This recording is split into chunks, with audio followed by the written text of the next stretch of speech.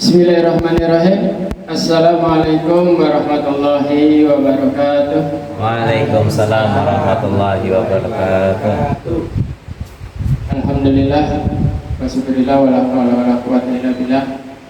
Rabbi sholli sadri wa yassir amri wa hlul 'uqdatam min lisani yafqahu qawli. Yang saya hormati Bapak dan Ibu guru beserta staf SD Negeri Cibedus. Hari ini tanggal 25 September tahun 2025, kebetulan kita yang menjadi peserta pelatihan mengadakan pembebasan tentang pembelajaran mendalam. Ini adalah pembebasan pelatihan pembelajaran mendalam. Kebetulan Bapak di sini ada gurunya Pak Makroni dan Pak Rohnadi.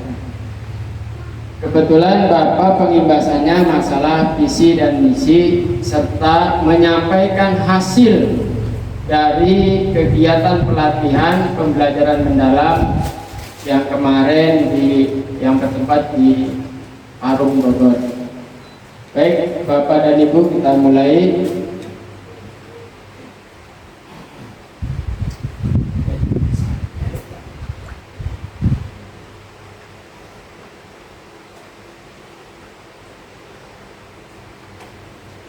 Yang kami buat, Bapak dan Ibu, ini adalah kami dari semua kepala sekolah, yaitu yang akan dibahas tentang rencana tindak lanjut visi misi sekolah menuju pembelajaran mendalam.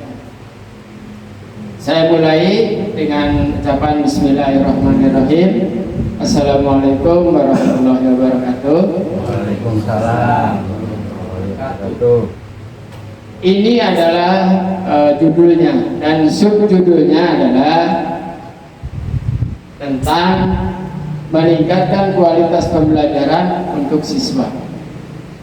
Bapak dan Ibu, untuk meningkatkan kualitas pembelajaran siswa ini, kebetulan kami menyusun visi misi. Jadi visi misinya itu khusus untuk di kurikulum yang sekarang harus mencantumkan 8 profil lulusan. Kemarin semua kepala sekolah itu menganalisis tentang visi dan misi yang ada di sekolah. Kebetulan visi dan misi yang ada di sekolah SD Negeri Cibedus yaitu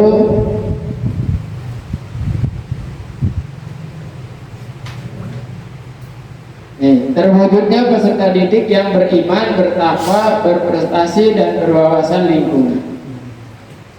Ini visi misi ini memang kemarin sudah disampaikan bahwa harus ada perubahan, ya, harus ada perubahan sehingga sekarang ini kita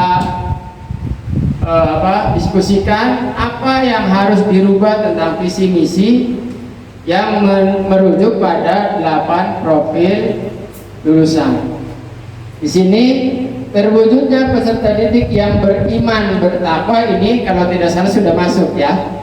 Ya betul Pak Rani? Ya. Sudah masuk, ya, tentang ini.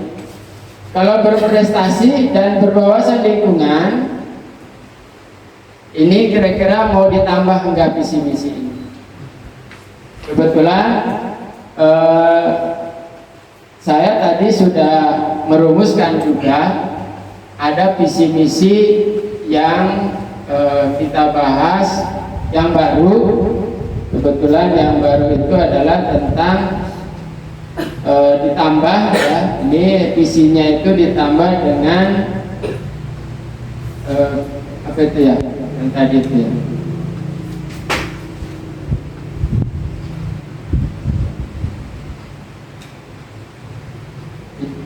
Hilang.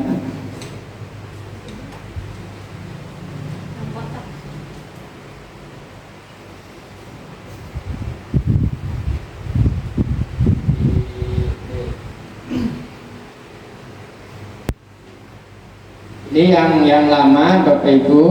Nanti kita sinkronkan dengan yang baru yang mau ditambah. Kebetulan tadi saya sudah merumuskan visi dan misi ini. Terwujudnya peserta didik yang unggul dalam pembelajaran berkualitas, berakhlak mulia, dan berwawasan global untuk menciptakan generasi cerdas dan berkarakter. Ini Bapak Ibu. Ya. Silakan yang mau ditambahkan di yang tadi visi misi itu kira-kira yang mana? Yang sesuai dengan 8 profil lulusan. Ini yang sudah 8 profil lulusan ini. Apa mau ditambah atau diganti yang tadi yang berprestasi itu tentang apa mau di sini yang menciptakan generasi cerdas dan berkarakter tentang visi misi yang ini yang di awal. Nih, Pak Roni, silakan Pak Roni.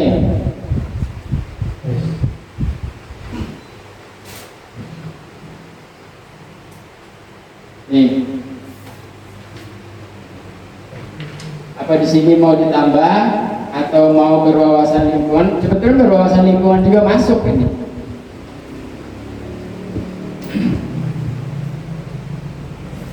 Silakan. Atau nanti kita tambahnya? Ya, nanti ya. Baik. Kita kembali ke ini.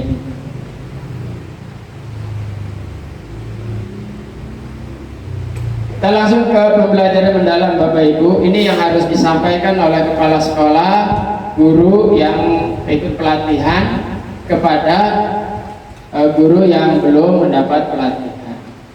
Apa itu pembelajaran mendalam? Ini definisinya. Pembelajaran mendalam atau deep learning yaitu berfokus pada pemahaman konsep, berpikir kritis dan aplikasi pengetahuan, berbentuk aplikasi pengetahuan.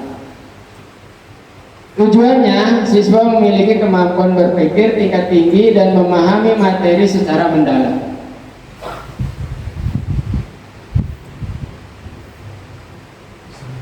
Sampainya Pak. Ini strategi pembelajarannya tentang pembelajaran mendalam. Yang pertama adalah berbasis proyek. Siswa harus terlibat dalam proyek nyata. Ini kalau tidak salah nanti masuk di co-kurikuler. Jadi di co-kurikuler itu di sini berbasis proyek. Sebetulnya sama dengan P5 kalau dulu. Ya. Yang kedua adalah inquiry based learning. Jadi mendorong siswa mencari dan menemukan pengetahuan. Yang ketiga, kolaborasi dan diskusi, itu meningkatkan interaksi dan berpikir bersama. Yang keempat, teknologi dalam pembelajaran, yaitu pemanfaatan teknologi untuk mendukung pembelajaran. Kebetulan teknologi yang ada di kita ini hampir sudah memenuhi ya. Soalnya untuk apa? LCD ada, laptop semua ada, proyektor juga ada semua. Jadi di dalam pembelajaran strateginya itu tolong manfaatkan IT yang ada di sekolah ini. Jangan seperti tahun-tahun yang sudah. Jadi tidak dimanfaatkan ya. Hanya mengandalkan buku. Sedangkan buku itu tidak menjamin. Kenapa tidak menjamin? Khawatir tidak sesuai dengan CP dan ATP. Karena yang sekarang itu CP dan ATP-nya baru. Tuh, Ibu.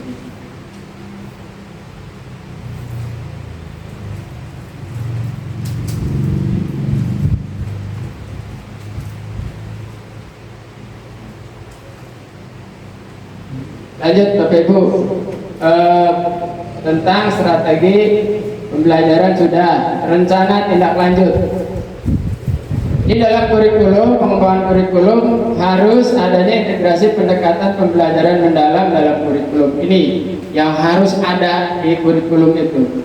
Yang kedua, adanya pelatihan guru untuk meningkatkan kompetensi guru dalam pembelajaran mendalam.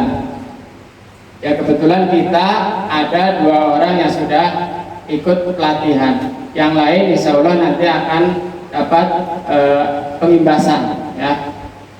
Silakan nanti ilmu yang sudah didapat di pelatihan silakan disalurkan ke yang lain. Lanjut Bapak Ibu.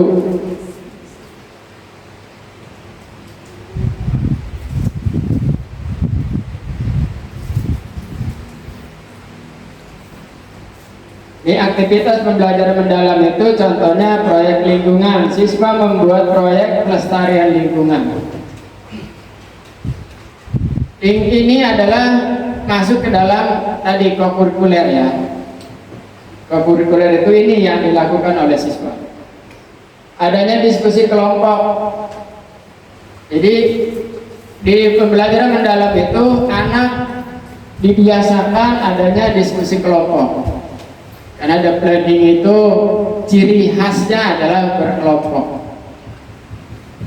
Dan untuk eksperimen sainnya, siswa melakukan eksperimen untuk memahami konsep ilmiah. Nanti di diskusi itu materinya tentang keilmiahan. Lanjut Bapak Ibu. Nah, di kurikulum juga harus ada peran stakeholdernya. Contoh guru itu sebagai fasilitator dan pembimbing pembelajaran mendalam. Siswa aktif terlibat dalam proses pembelajaran. Ini sudah tentu, ya. Orang tua mendukung dan terlibat dalam pembelajaran siswa. Ini dalam pembelajaran mendalam ini orang tua harus terlibat. Jangan sampai seperti yang kemarin itu si orang tua tidak dilibatkan. Untuk di proyek nanti tolong itu libatkan orang tua itu, ya. Komunitas juga ini harus dilibatkan, kolaborasi dengan komunitas untuk pembelajaran kontekstual. Banyak komunitasnya, ya.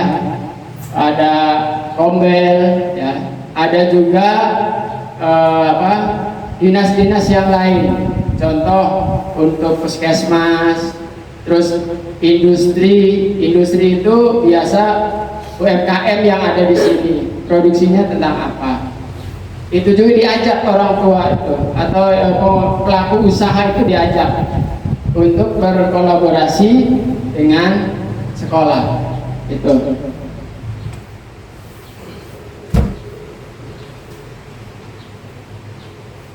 Indikator keberhasilan meningkatkan pemahaman konsep, yaitu siswa memahami materi secara mendalam. Yang kedua, keterampilan berpikir kritis. Siswa itu harus mampu berpikir kritis dan analitis. Keterlibatan siswa aktif dan terlibat dalam pembelajaran. Itu Bapak Ibu.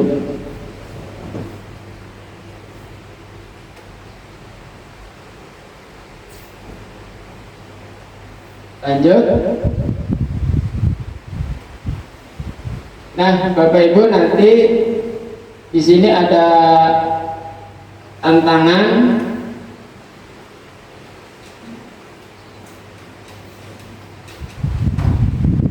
dan solusinya.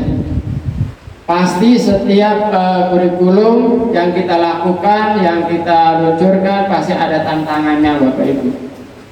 Kami menganalisis bahwa tantangan itu adanya keterbatasan sumber daya, adaptasi teknologi. Seperti teknologi ini, kita belum beradaptasi, ya, sehingga masih istilahnya meraba-raba. Yang kedua, solusinya kolaborasi dengan pihak terkait dalam pembelajaran. Itu. Lanjut. Ya, akhirnya di penutup, komitmen kami untuk sekolah Ibnu Judus sekolah berkomitmen meningkatkan kualitas pembelajaran mendalam. Untuk itu kami mengharapkan kepada semua guru harus melaksanakan pembelajaran mendalam di SD Negeri Cibodas ini. Dan ajakannya seperti tadi, semua pihak berperan serta mewujudkan visi misi sekolah. Jadi semua, baik guru, siswa, orang tua, dan yang lainnya. Mungkin ini saja yang bisa saya sampaikan. Kurang lebihnya mohon maaf. Billahi taufiq wal hidayah. Wassalamualaikum warahmatullahi wabarakatuh. Waalaikumsalam warahmatullahi wabarakatuh.